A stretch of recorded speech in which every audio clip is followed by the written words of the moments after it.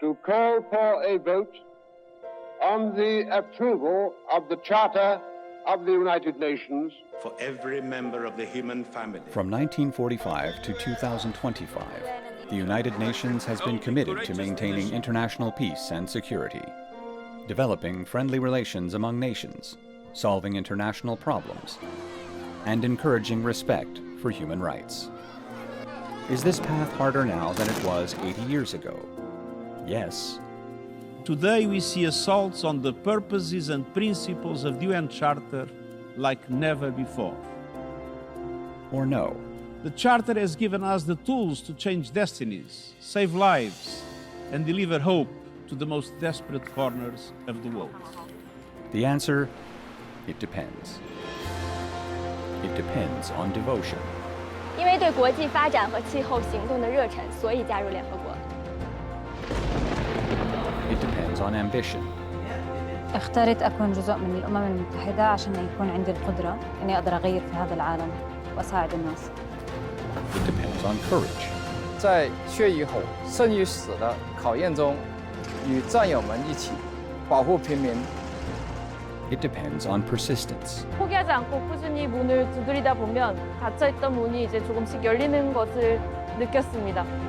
It depends on hopefulness. My most profound experience was witnessing my people returning home. It was a sign of hope. It was a sign of a new beginning.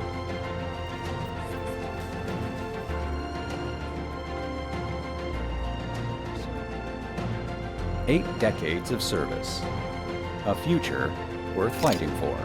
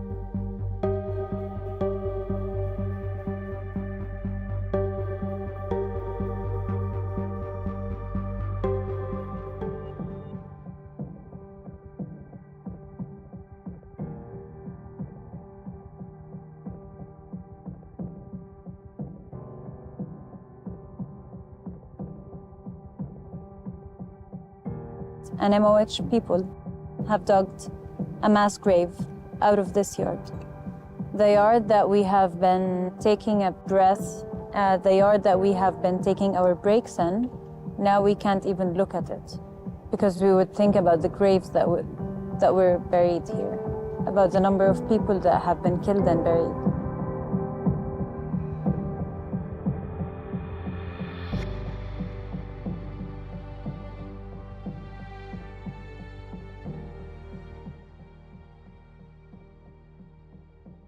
As a surgeon, I could save few lives each day, maybe 3, maybe 4, a handful of surgeries.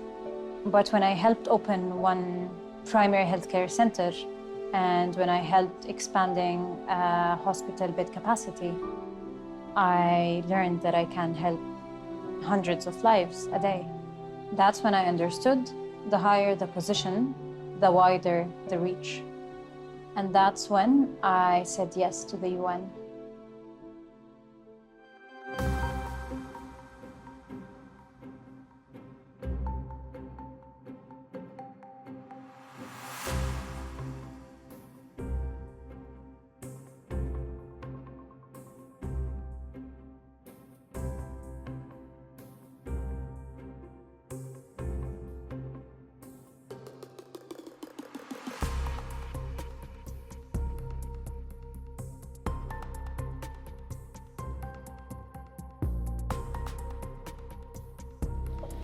This is the family that we are trying to reach, that we are trying to coordinate since yesterday.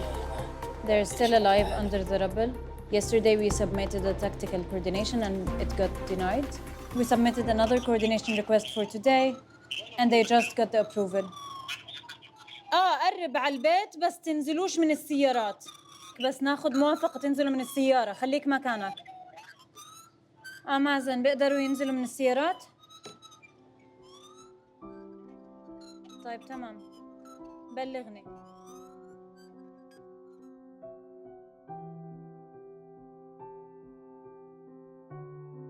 I have no idea why should we ask for permission to save lives. I can't understand it and I can't accept it.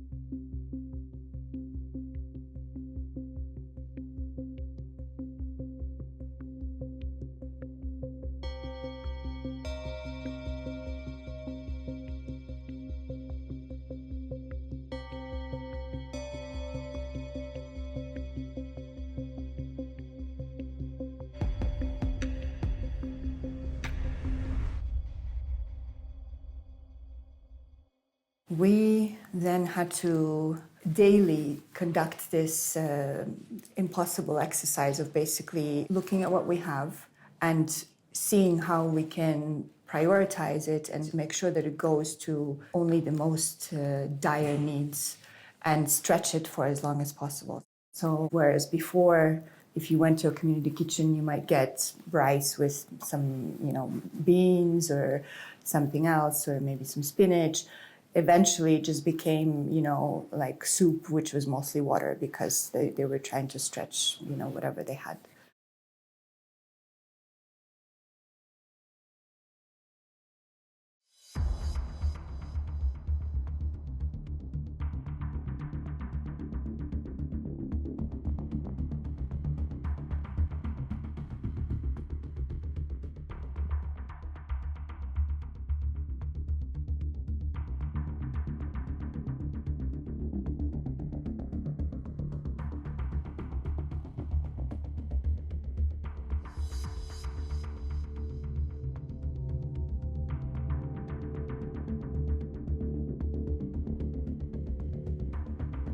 It is weaponized hunger, it is forced displacement, and it's a death sentence for people just trying to survive.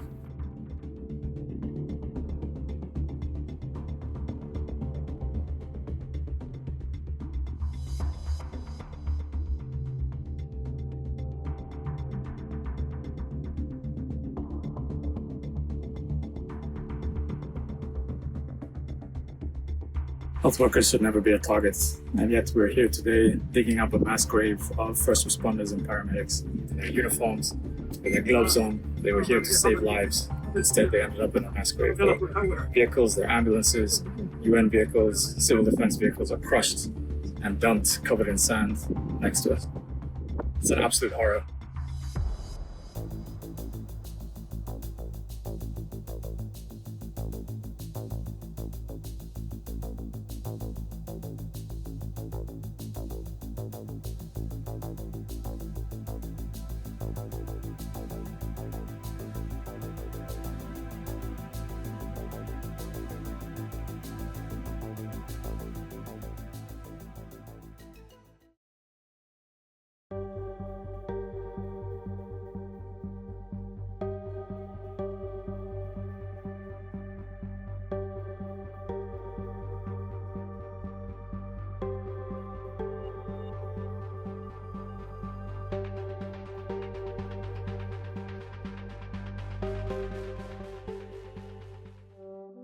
We grew up listening to our grandmothers and grandfathers tell the stories of the Nakba. Back when they were forced to flee their homes in 1948, UNRWA was created in response to their displacement. It built schools, clinics, issued ration cards, gave structure to life in exile, and somewhere deep down inside, we held into that idea that that day of return might come. The UN would help, that justice would not be delayed forever. But over the years, that belief was tested, especially now in Gaza. The humanitarian agencies on the ground are doing everything they can, often under impossible conditions. But the political side of the UN is failing. The Security Council has failed Gaza. Gaza is not just a humanitarian crisis. It is a test. It's a test for the UN itself. If it cannot respond to the gravest violations of international law here, then its global relevance is at risk.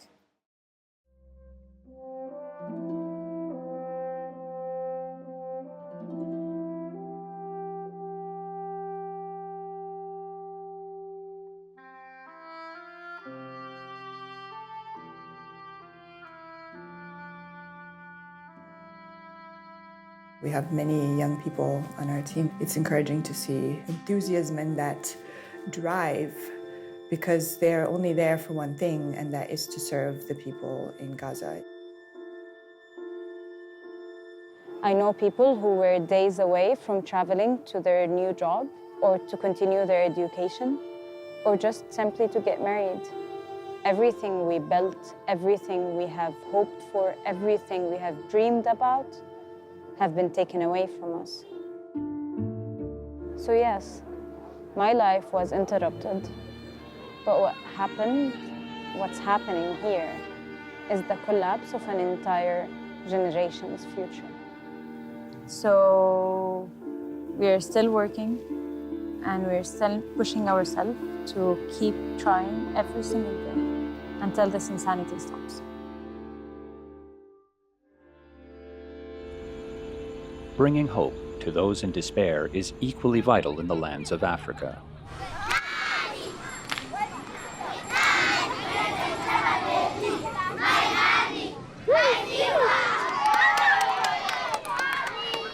Hello.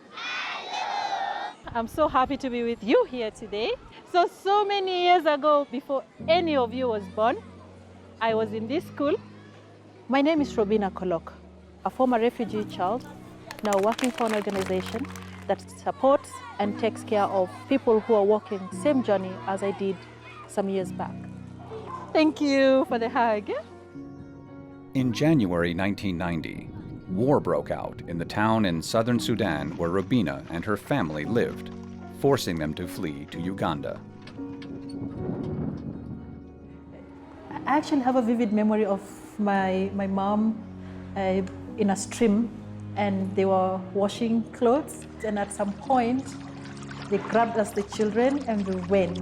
There were army guys at the back trying to chase them, and then we were crossing into Uganda, and some of the children would have the soles of their feet actually come out because of walking, so the parents will have to carry those ones.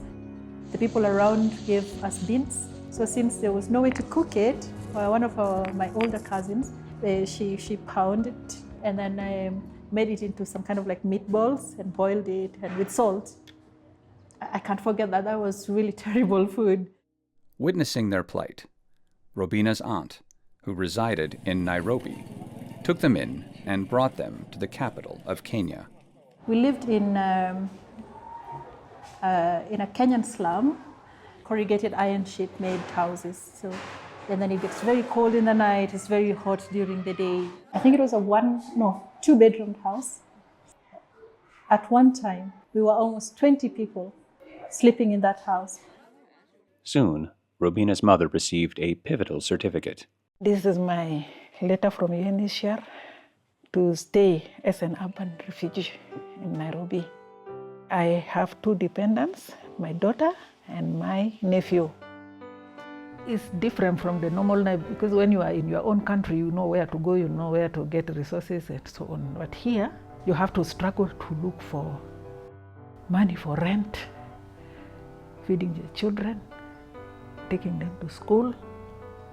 She used to go to school without lunch. Nothing, there was nothing. To help alleviate the immense strain on the mother and daughter, UNHCR provided a lifeline, sponsoring Robina's education. And the teachers made sure they put me on what they call some kind of a bursary program where they would give me free meals so that I would not starve. That I really appreciate until now. Sorry. All that kindness planted a seed that ultimately blossomed after Robina witnessed her mother working for the World Food Program. They would distribute food. I think it was wheat or something, a bag of wheat, at least give a family a meal on a particular day. The happiness that the families would, with the gratitude, the excitement of having at least a meal, that really stuck with me. Starting from a UN volunteer with UNHCR in 2007, Robina was later deployed to Ethiopia and Kenya, mainly managing emergency response operations. With the aim of bringing decision-making closer to the point of delivery, UNHCR in 2019 opened its Regional Bureau for the East, Horn of Africa, and Great Lakes region. Now, Robina serves as its Senior Procurement Officer. We are off to our 3rd warehouse location. It's just a few minutes from here, 2 minutes. Welcome to the warehouse. These are sleeping mats, are recycled. Okay. And the total quantity? 33,600. Okay, great. Yeah. In the warehouse, we have kitchen sets, we have blankets, we have sleeping mats, we have tents for families, we have tarpaulins. So basically something to set up a family. We respond to a total of 11 countries under the Eastern Horn. And at any given time, you'll find that we have more than 4 countries that would be going through an emergency situation. We need to be able to respond in 72 hours maximum. I might not carry the blanket myself to the field, but for me to be able to make sure that that blanket gets to the field on time, like a family has something to cover themselves or the tent or something, I would like to believe that I have touched quite a number of lives. For decades, Robina has been a cherished colleague, admired for her intellect and reliability, but truly valued for her empathy. To understand the assistance you're providing and what kind of impact that is having on those refugees, you would be able to understand only if you went through the similar situation or the same situation. Along with seeing refugees suffer, UNHCR staff must overcome other challenges.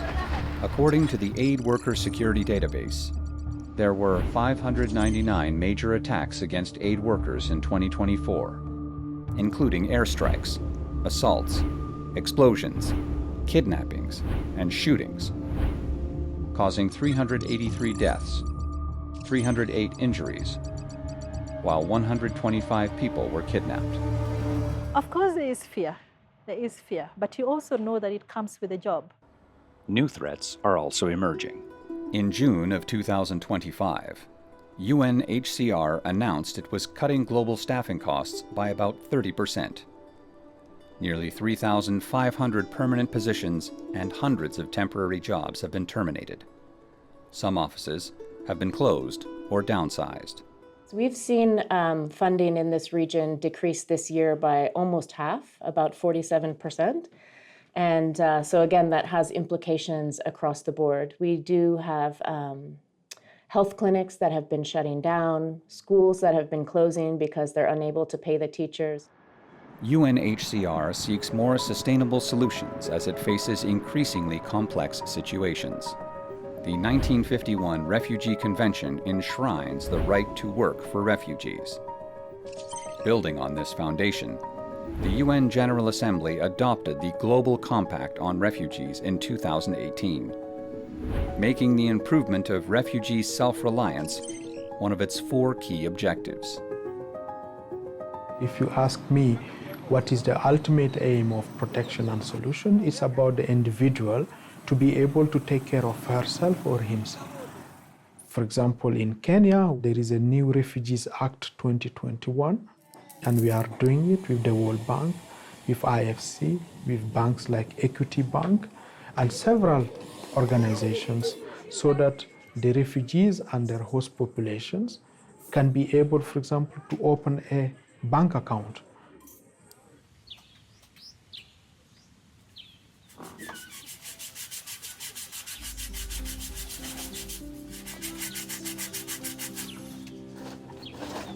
To link self-reliant refugees to markets, in 2018, UNHCR initiated a program called Made 51. I go through training supported by UNHCR, how to start a business, product development. When we have order from Made 51, average one person can get 8,000 Kenya shilling.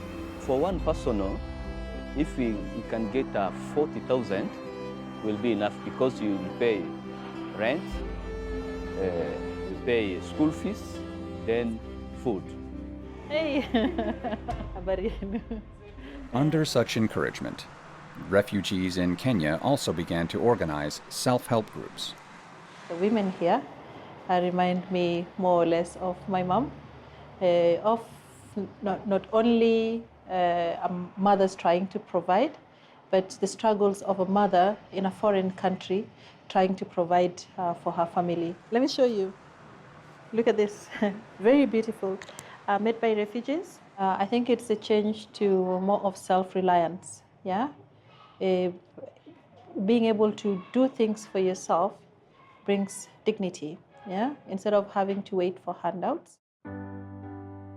UNHCR now operates in 137 countries worldwide, supporting nearly 130 million forcibly displaced and stateless people. So I say that the work of UNHCR is very crucial. I am a living example. I am a sign of hope. I started working with the humanitarian world from 2007. That's how many years? 18 years.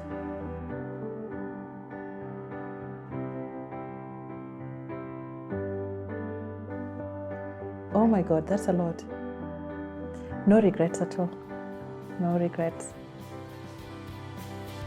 Pigia kama ninaambiwa nikichenda napiga simu. Sasa nikakupigia simu kweli.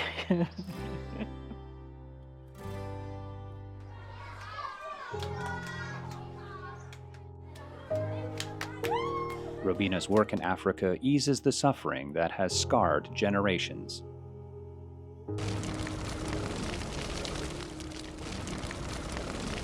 Yet the UN staff must also confront emerging crises like climate change, that threaten future generations. Wang Wanyi traveled nearly 7,000 kilometers from China to the Micronesia region of Oceania in the Pacific Ocean. She is responsible for climate and resilience affairs across 5 nations here.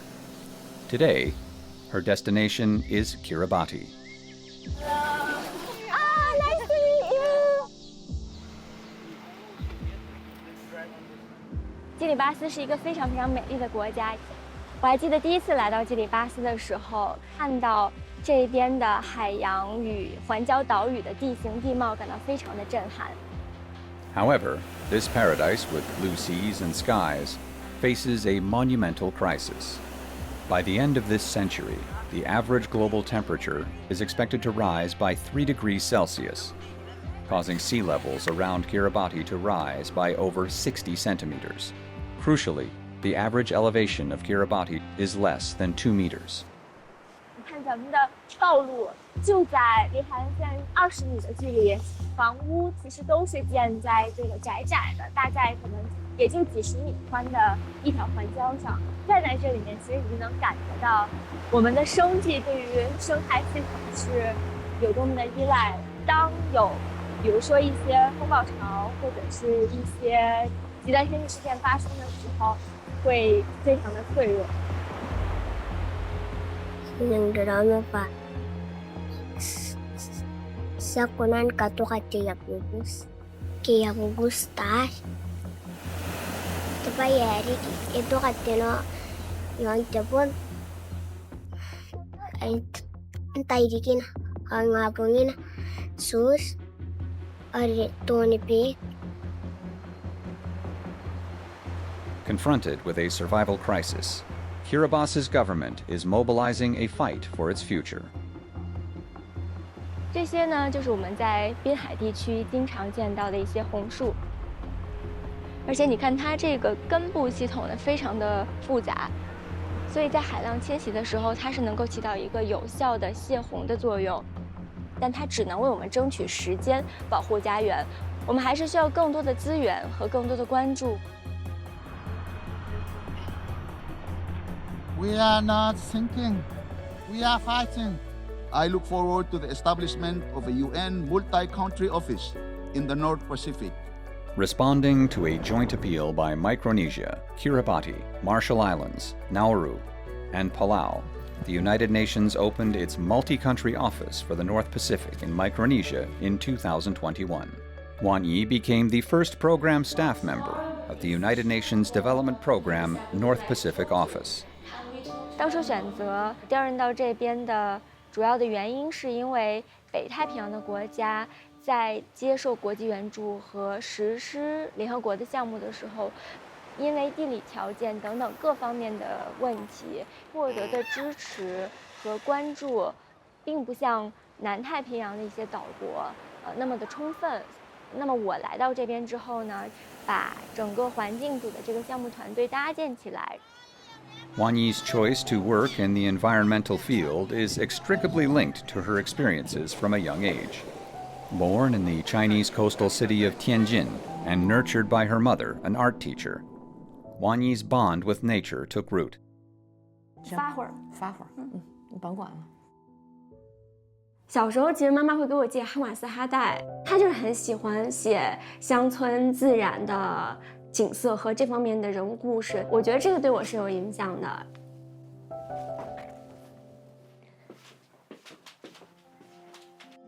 就这2本书是我翻译的，原著写的其实大概是类似于小海豹最喜欢马戏团这样的字眼，然后我看了之后我就觉得非常难受，所以我就在后面加了一句，其实他们向往大海。Before her transfer to the North Pacific, Wanyi had already served with UNDP for 6 years, working in Guangxi and Beijing. 那么前面的这些年呢，做的主要是减缓气候变化，但在这个领域里面，还有一部分非常重要的工作是适应气候变化。Upon arriving in the North Pacific, Wanyi realized this work was going to be an immense challenge. Economic reliance, water scarcity, and dependence on imported goods. These challenges make these countries acutely vulnerable to climate change. Rainfall is exceptionally precious for this island nation. 基里巴斯的雨其实不多，这个在环礁岛屿国家其实是非常普遍的一个情况。在2024的上半年呢，北太平洋这边的很多个国家都遇到了长短不一的干旱，那么地下水呢，也因为经常遇到这个海水侵蚀和倒灌的问题，严重污染它的水质，已经不能饮用。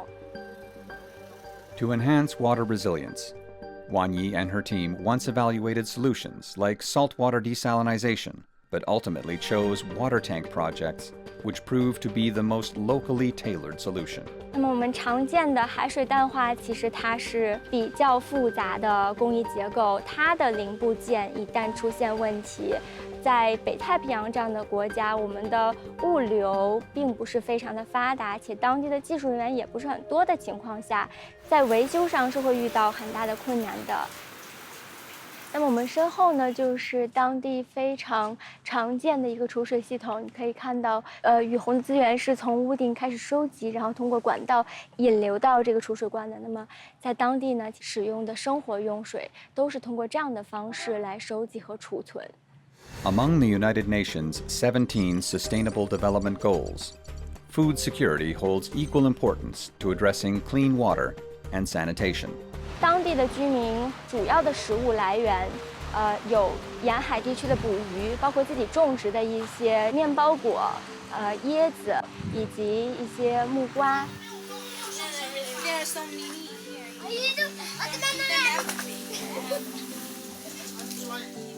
Covered largely by coral sand layers, Kiribati supports only a limited variety of crops. However, through the UNDP's efforts in promoting suitable seeds and providing cultivation training, the average number of crop varieties per village has increased from 2 to over 5. Yet, this already limited agricultural production faces heightened threats from rising sea temperatures and more frequent extreme weather events. For the islanders, the supply ships arriving once or twice a month are a vital lifeline.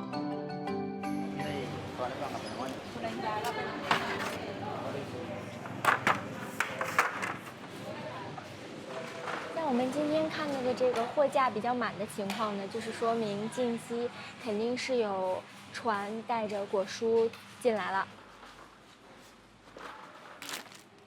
Buying some food in advance, Wang Yi is preparing for a research trip to Abayang, one of the outer islands.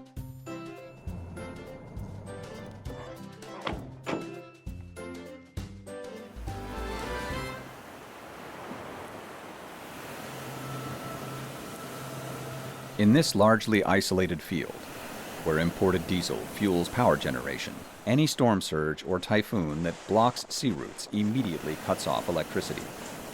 Wang Yi and her team developed a solution tailored to local conditions. 基里巴斯的光伏资源非常的丰富，它的日照条件也非常的好。那么在这里呢，推广光伏可以实现可再生能源的部署，为当地的居民提供更好和更稳定的电力。我们会和地方的一些企业进行合作，并且对他们进行技术培训和能力建设，充分发动当地的力量去完成建设和实施。Like many small island nations, Kiribati is striving to transition from fossil fuel-based power to renewable energy.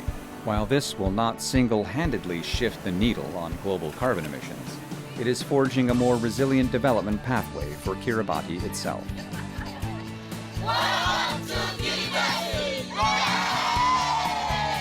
Established in 1965, UNDP has helped improve the lives of millions of people each year. Wang Yi and this new office are now at the front line for climate resilience in the Pacific Islands. Everything here is only just starting, yet the urgency is palpable. 其实能否很好的减缓和适应气候变化，关键也就看我们未来的这几十年的工作。那么在这个时间点呢，我能够有机会到太平洋岛国开展适应气候变化的工作，还是会觉得是很值得的。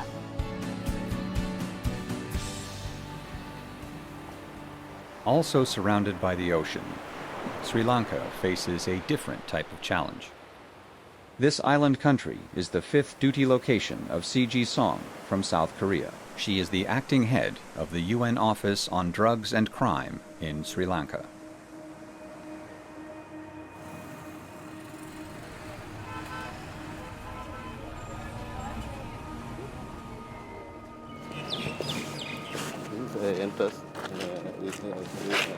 With the vehicle, they come from there.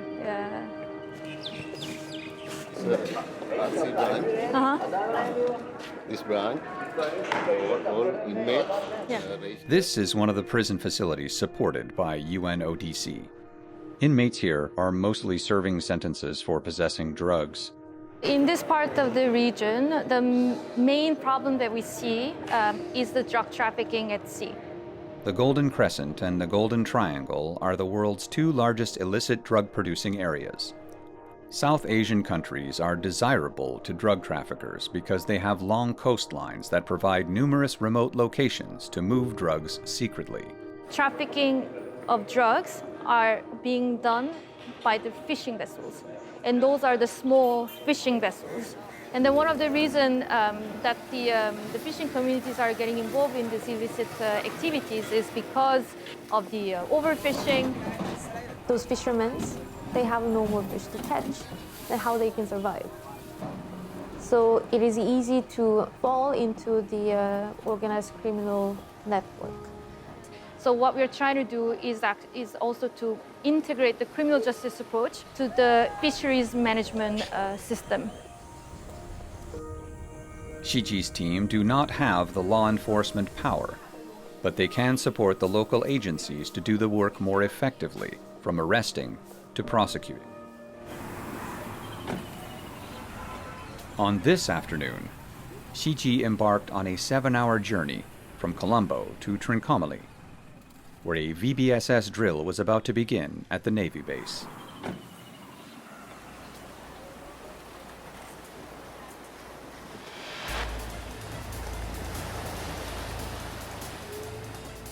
Today, this is a case of illegal fishing scenario.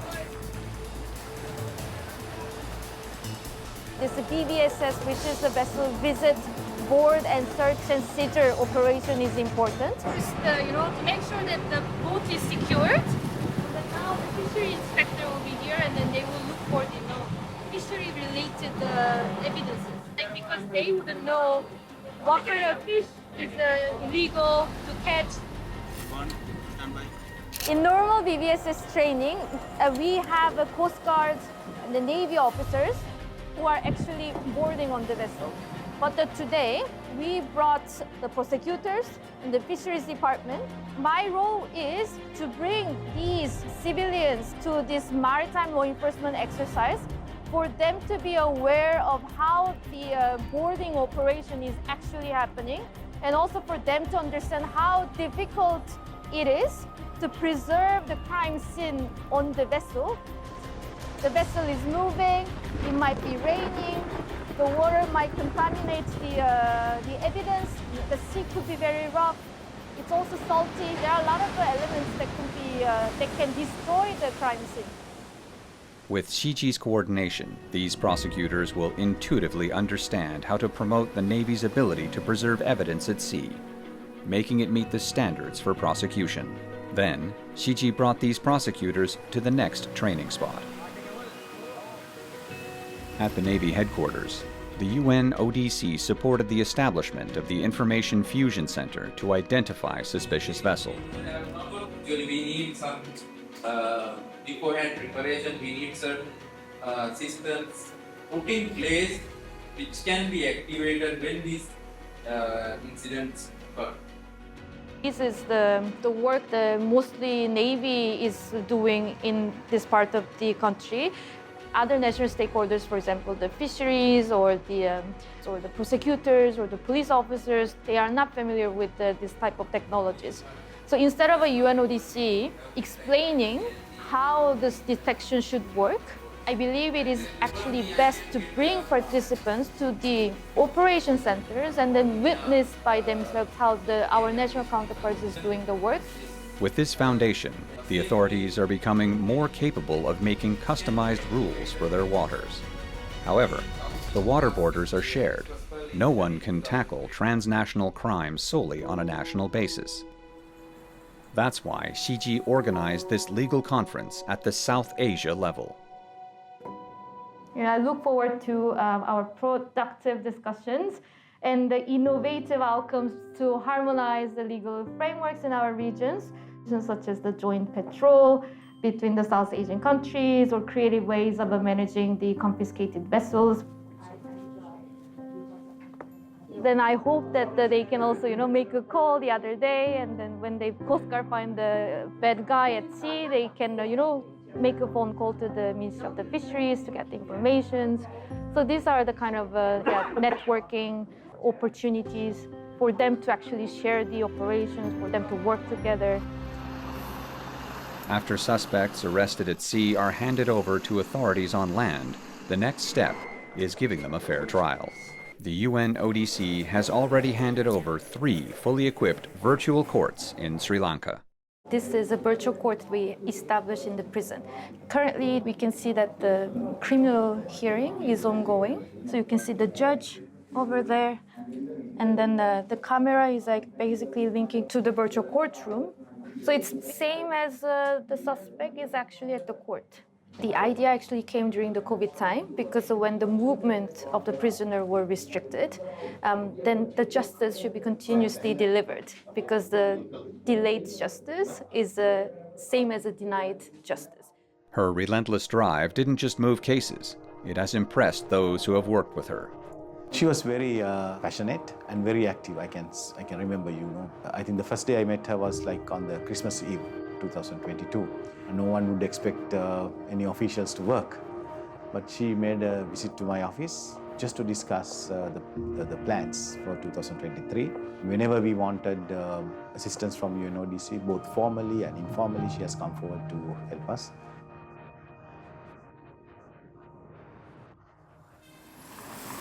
Xi Ji's dedication to her work is most likely due to the fact that she dreamed of working for the UN since she was a teenager.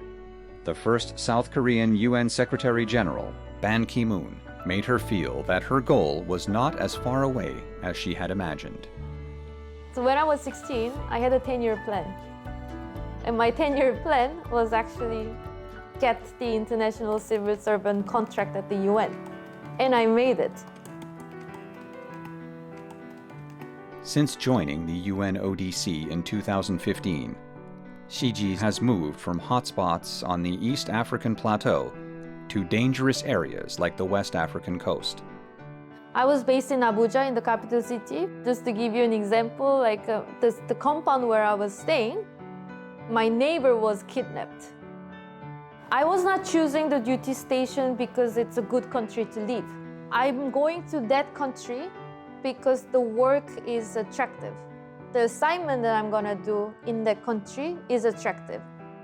Established in 1997, UNODC has spearheaded over 100 projects in 150 countries and territories, targeting drugs, organized crime, corruption, and terrorism.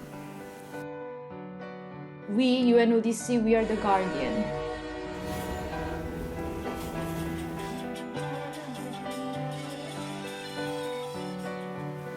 What I like about the UN is that we are not dependent on the national interest. This is all about the neutrality. It's for the entire international community, but it's really about the humankind.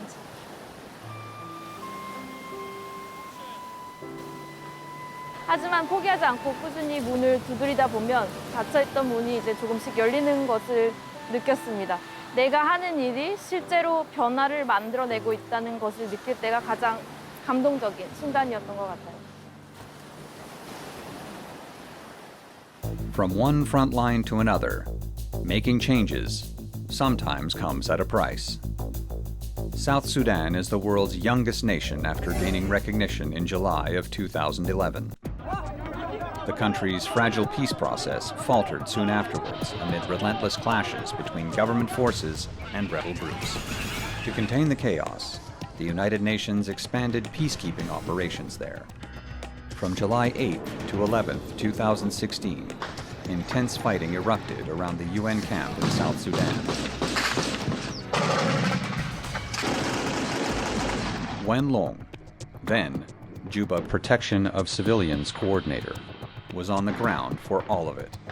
我自己统计的就是这4天里面，整个联合国城和难民营总共落了50发炮弹，还有无数的榴弹。看电视、看电影，你做的再逼真都体会不到。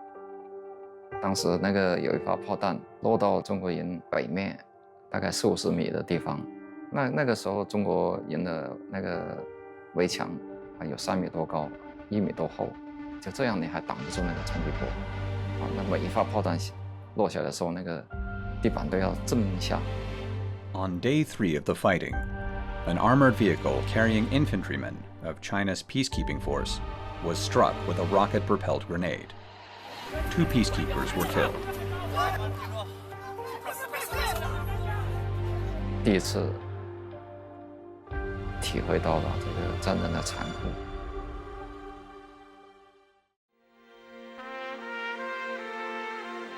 当天晚上，我是写了遗书的，这是我为何这么多年以来第一次完完整整的写下了一封遗书。Indeed, Wenlong himself didn't expect that as a communications tech police officer, he would step into conflict zones.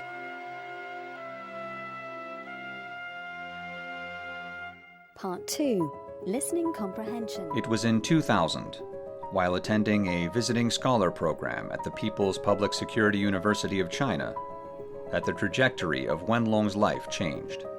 2000年1月份开始，中国向东帝汶联合国维和任务区派出了第一批维和警察。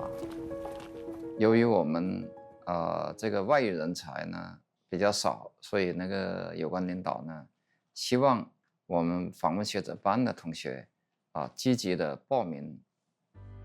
Peacekeeping was an unfamiliar concept to him at that time. UN peacekeeping operations began in May of 1948, when the Security Council passed a resolution establishing the UN Truce Supervision Organization in the Middle East.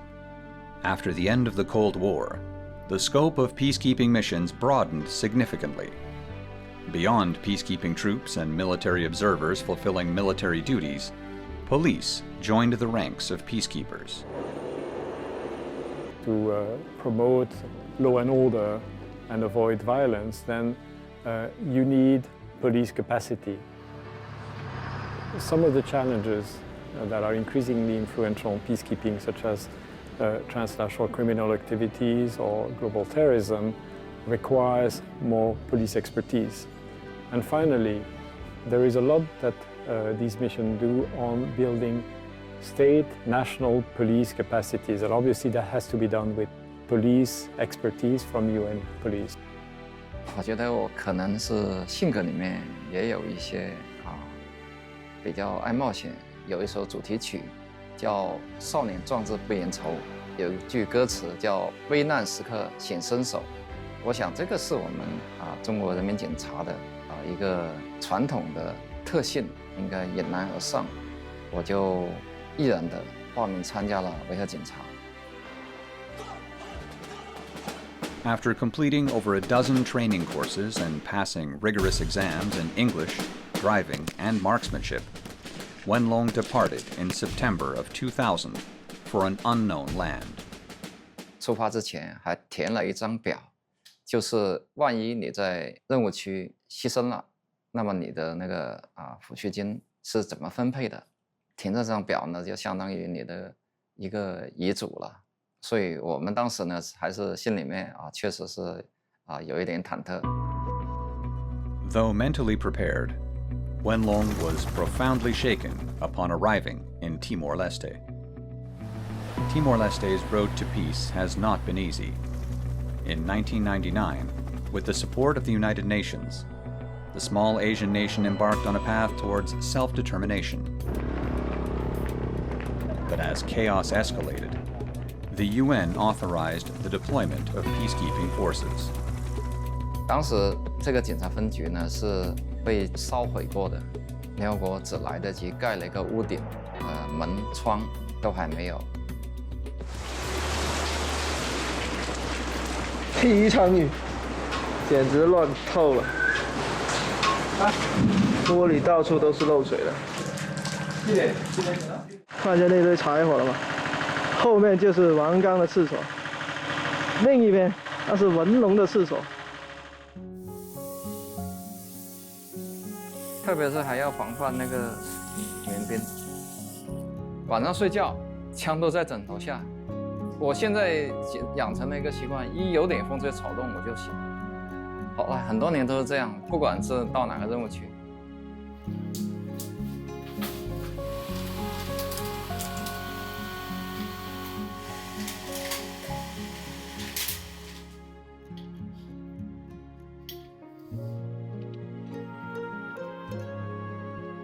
就是有时候螺蛳粉家乡的味道。那时候真没有做饭条件，只能把那个锅，有时候还有一些那个耐久的蔬菜，土豆啊、洋葱啊，在屋檐下冒着烈日做饭，一日三餐。像螺蛳粉这样的，那是一种奢望。旱季河里面没有水，到了雨季以后，那个河里面涨水冲断了，但是它的水呢很浑。我们买了一个这么大的桶去装水，装水回来以后，那个泥沙也这么厚，泄水完了就缩开，才能够饮用。Beyond adapting to life, Wenlong and his fellow officers had to master local social dynamics. 我们去到那里，当时的居民档案全部都是烧毁了，比如说那个婴儿死亡率啊、出生率啊什么的，没有怎么办？我就去墓地那里，一个个记。他们出动了很多人准备械斗了，我们就开着一辆大卡车，然后就开到河中间把他们隔离起来。当时还把身上的防弹衣啊、那个腰带啊那些全部解下来，枪也放下，就走到他们中间去调解。到了天黑了回去，一滴水都没有喝，那一整天在烈日之下。Under extreme pressure, illness crept in. Months into his Timor-Leste deployment, dengue fever struck Wenlong. 最危险的时候，胳膊上啊、肚皮上啊出现了很多那个血点，医生呢就不让刷牙了，怕你刷牙的时候出血止不住。治疗就是靠物理降温，对着冰块，那个脑袋很痛，又发着高烧，又睡不着觉，就是非常痛苦。那时候就有一种感觉到马上就撑不住了的感觉。After 9 days of struggle, he finally pushed death aside. His peacekeeping mission was nearing an end in October of 2001. Homecoming was within reach when devastating news struck. 回国前10天左右，我父亲突然间离世，我没有见上最后一面。这是一辈子的心头之痛，我很少谈起来。我从来没有后悔，因为这也是父亲对我的期望。他说我们中国知识分子的一个优秀的品质，就是以天下为己任。Hooves raised and 1,000 miles ahead. These characters in a father-son photo became the defining signature of Wenlong's peacekeeping journey. He returned to Timor-Leste in 2002. A decade later, the UN peacekeeping mission in this country ended. In 2006, Wenlong was deployed to Liberia in West Africa. 12 years later, the UN peacekeeping mission there successfully completed its mandate. 我去过的2个任务区，东帝汶和利比里亚都是比较成功的范例。联合国建设和平、维护和平，最后达到了社会稳定，移交给当地政府。Since 1948, the United Nations has authorized 71 peacekeeping operations. Today, 11 missions remain active on 3 continents. 对于处于苦难中的人民，联合国的存在，就像在冰冷黑暗的森林里面点起一把火炬。它是一个方向，是一点希望。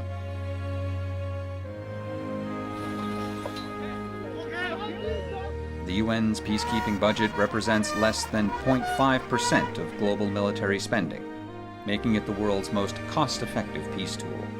Yet, to reach that ultimate horizon, peacekeeping still requires stronger mandates, sustainable funding, and better logistical support. 没有冲突，没有灾难，然后不需要两国维和，这个是我们维和人的最高的目标。 One of the key legacies is that this organization was created to prevent another world war. 1945 was a certain moment in history. 2025 is a different moment in history. In recent years, we have seen increasingly flouting of international law, movements towards unilateralism. This organization can only be truly effective if the nations of the organization are actually united. UN staff will work at the front line. They're far from their families, they're far from their friends, and they are there selflessly helping others. I mean, this year, especially because of what's happening in Gaza, has been the worst year in terms of humanitarians and UN staff being killed. Our message to them is that we are so proud of them, and they motivate us to work harder.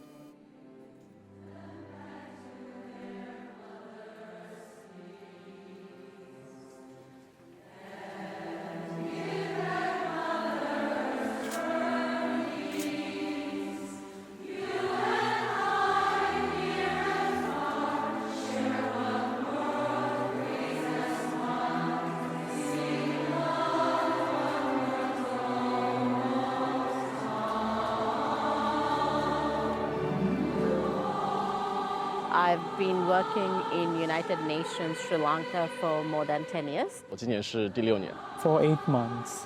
The thing that I'm mostly impressed about UN is how these brilliant minds from diverse backgrounds, various countries, various educational and experience backgrounds come together. Actually, I wanted to be a part of a team creating global impacts to make this world a safe and a fulfilling place for every human being. And I would like UN to grow as it is, but also be more adaptable, evolve to the changes, and also contribute a bigger impact for the generations to come. For the last 80 years, there's been progress made towards ending poverty, towards protecting the planet, and stopping wars. So much has been done already. When you can see the achievements done by the national government or our counterparts, so you feel some proud. The United Nations has to be impartial and independent, and it has to bring together the countries more closely and try to strive for a better world. Звичайно, ООН зараз переживає нелегкі часи, але це не перший раз, можливо, не останній, і ми маємо триматися разом. Que no podemos perder la fe en el multilateralismo, que no podemos perder la fe de que la ONU sea un lugar en el que podamos encontrar soluciones conjuntas a los problemas que nos aquejan. आज दुनिया को संयुक्त राष्ट्र की पहले से कहीं ज़्यादा आवश्यकता है।这个世界上还有26亿人从来没有使用过互联网，所以我们的使命是连接这一些未被连通的人。 And I hope that this important work will be continued in order to ensure that no one is left behind.